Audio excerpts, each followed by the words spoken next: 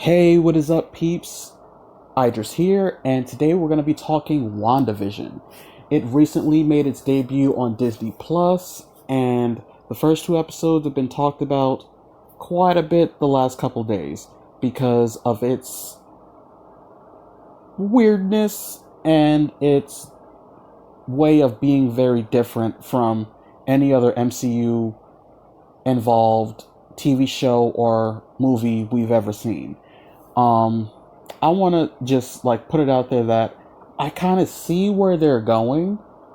Like, if you really watch the first two episodes, it kind of gives you like an unsettling feeling. Like, it's kind of like they're kind of trying to dip their toe a little bit in horror in this show, but at the same time keeping it like kind of comedy, like old, like I Love Lucy type deal and stuff like that. The first two episodes, but it's like Wanda kept having these moments that like it's almost like the world around her was glitching and she was like kind of in and out of like the world that she created. Like she was like when like there was a scene that she was at the dinner table with Vision and Vision's boss and his wife, and pretty much there was like this blank stare on her face, like she kind of knew who she was at that moment, but then all of a sudden something like snapped in her, and then she went back to the whole bewitched I Love Lucy character, you know. And if you are a fan of comics and you've read House of M, you would know that pretty much Scarlet Witch's character is not the most mentally stable. And this is just my hypothesis or my thoughts on what they could be doing with Scarlet Witch and in the show. I think from Infinity War, first of all, they're like even going back to Age of Ultron, Scarlet Witch has been put through a lot. At the end of Age of Ultron, you see that her brother Quicksilver was murdered, her twin brother. And when the robots were getting ready to attack her, she unleashed like this wave of power that like pretty much turned them into dust almost. And pretty much I think that cracked her a little bit. And then moving on to Captain America Civil War after the incident in Africa when she accidentally killed all those people in the building, I think that widened the crack. And then in Avengers Infinity War, you can see that she was in a relationship with Vision and that she was actually in love with him and that she like wanted to have a future with him. But then at the end of Infinity War, Thanos, well, number one, she had to kill him first. Like the first time that Vision died in Infinity War, she had to be the one to kill him. So that widens the crack. And then have Thanos rewind time, bring Vision back just to sit there and watch her love get murdered in front of her. So, from that, and then getting dusted, we don't know where those people went during the time they got dusted. I know Spider-Man said that like it was like almost like he was asleep and then he just woke up again and stuff like that, but we don't know how it affected Wanda. And I think when in Endgame, when Bruce brought them all back, I think that crack totally shattered. Like it shattered the whole glass, and she was a totally different person.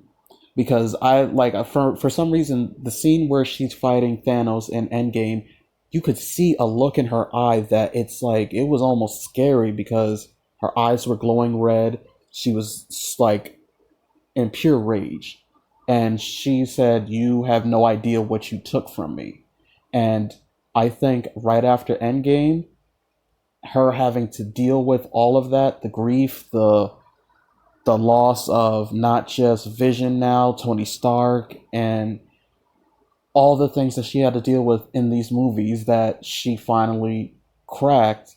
And her power has taken on a life of its own, and it's kind of like shielded her in this huge psychic bubble, and it's kind of giving her all the things that she wants, and she doesn't know how to turn it off just yet. So if we're talking about House of M, and if they are doing it kind of like House of M, she has the power to manipulate everything. Literally, she can bring people back from the dead. She could change history just with like a snap of her finger. She is literally almost like a giant infinity gauntlet, a living like infinity gauntlet.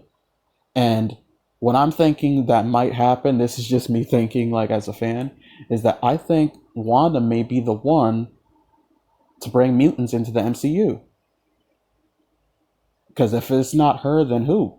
Unless like Marvel has decided to start a multiverse like universe move, like use like a whole nother universe of movies. Like, okay, this is like Earth 1, we're gonna be doing Earth 2 movies now with, in this world, mutants are like around and all this other stuff. And pretty much Wanda is the only way I see things changing into like what Marvel is saying is going to be, you know. And plus, she has the movie with Doctor Strange coming up in the Multiverse of Madness. So obviously they're going to be diving into the multiverse, and that's going to be the first official horror movie of the MCU. But I really think that in this show, WandaVision, they're dipping their toes into it a little bit, you know. And yeah, I hope I wasn't rambling, guys, but it's just like the show really had my mind going and stuff like that because I'm a huge horror movie fan, and like I said, there were scenes of unsettlingness and kind of scary because it's like it's almost like on like the look on Wanda's face is like, what am I doing?